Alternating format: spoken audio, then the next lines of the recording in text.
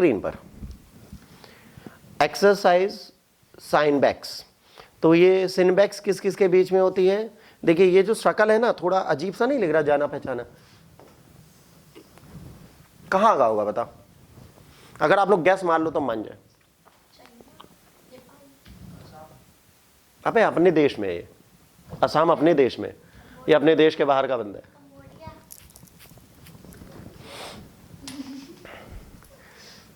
ठीक है।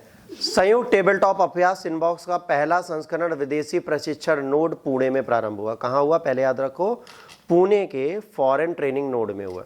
ये कंबोडियन आर्मी और इंडियन आर्मी के बीच में एक संयुक्त एक्सरसाइज है। किसके किसके बीच में होती है? कंबोडियन और इंडियन आर्मी के बीच में। कंबोडियन सेना टुकड़ी कार्मिक शैली में शामिल होगी और इन्फेंट्री ब्रिगेड कार्मिक शैली में शामिल होंगे। सिनबैक्स एक योजना अभ्यास है। संयुक्त राष्ट्र चार्टर के अध्याय 7 के तहत आतंकवादी विरोधी अभियानों का युद्ध अभ्यास करना है। इस अभ्यास में सिटी वातावरण के संचालन की योजना, खुफिया निगरानी, टोही के लिए संयुक्त प्रशिक्षण कार्यबल की स्थापना संबंधी चर्चाएं होती हैं। अभ्यास में सूचना संचालन, साइबर युद्ध, हाइब्रिड युद्ध, रसद और हताहत प्रबंधन और HADR संचालन पर चर्चा होती है। अब यहाँ पे एक बड़ा इंपॉर्टेंट वर्ड लिखा है जिसे बोलते हैं हाइब्रिड वॉरफेयर। ये क्या होते हैं? वर्ड तो आपने सुन लिया। हाइब्रिड वॉरफेयर क्या होगी? हाइब्रिड क्लास होती है, हाइब्रिड नस्ल होती है, हाइब्रिड वॉरफेयर क्या होगी? Of what? अच्छा, तो उन्हें केमिकल या बायो वेपन्स बोलते हैं। हाइब्रिड वॉर्स क्या होती है? गूगल पे सर्च मारो, लिखो हाइब्रिड वॉर, आपको पढ़ना है आज।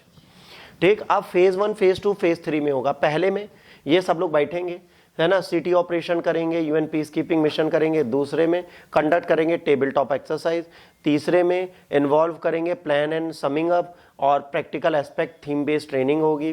पार्टिसिपेशंस को, है ना, कॉम्प्रिहेंड प्रोसीजर के थ्रू सिचुएशन बेस्ड डिस्कशन और टैक्टिकल एक्सरसाइज होंगी। तो ये फाइनल वाला थोड़ा हैवी होगा, बाकी सब छोटे छोटे होंगे। तो ये सैन्य प्रशिक्षण होते हैं। इस अभ्यास में 10 भारत के मूल हथियारों उपकरणों का भी प्रदर्शन किया जाएगा जो आत्मनिर्भर भारत की दिखाते हैं। ठीक है, अब इसका इनॉग्रेशन जो है वो ट्रस्ट, है ना, दिखा रहा है। ठीक है, किसके किसके बीच में? ये विश्वास बढ़ाएगा, सौहार्द बनाएगा, ताकि ये दोनों सेना आपस में ठीक से काम कर पाए। इंडियन आर्मी और कंबोडियन आर्मी के बीच में बहुत ज़्यादा ट्रस्ट बनाने की कोशिश करेगा। अब बात आई यहाँ पे UN peace keeping. UN peace keeping जो है एक बहुत बड़ी सेना है। अच्छा, यूएन पीस कीपिंग में यूएन में कुछ नहीं है। यूएन का यूएन पीस कीपिंग में हर एक कंट्री के आर्मी को जाने की परमिशन है और उनको 2 से 4 साल वहाँ पे सर्व करना ही पड़ता है। अब ये यूएन पीस कीपिंग सेना जहाँ जाएगी वो वहीं सर्व करेंगे। मान लीजिए एक सेना है आज हमारे पास, ठीक, और हमने उसको भेज दिया यूएन पीस कीपिंग में, उन्होंने हमें अफगानिस्तान भेज दिया, तो इंडियन आर्मी को उस यूएन पीस कीपिंग की वर्दी पहन के अफगानिस्तान में सर्व करना पड़ेगा। तेहरान भेज दिया, ईरान भेज दिया, चाइना भेज दिया, कहीं भेज दें, उन्हें वहाँ पे जाके काम करना है यूएन चार्टर के तहत, और उनको तब डॉलर्स में सैलरी मिलती। अगर आप पीस कीपिंग मिशन में, यूएन के मिशन में जाते हैं तो आपकी सैलरी जो इंडियन आर्मी की सैलरी उससे तकरीबन 10 गुना होती है, और 2 से 3 साल के लिए आपको सर्विंग मिलती है।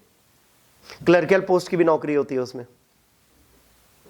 जैसे जो क्लर्क है ना आर्मी में, ग्रुप CD, उनको भी भेजा जाता है, तो वो भी डॉलर्स में कमाते हैं।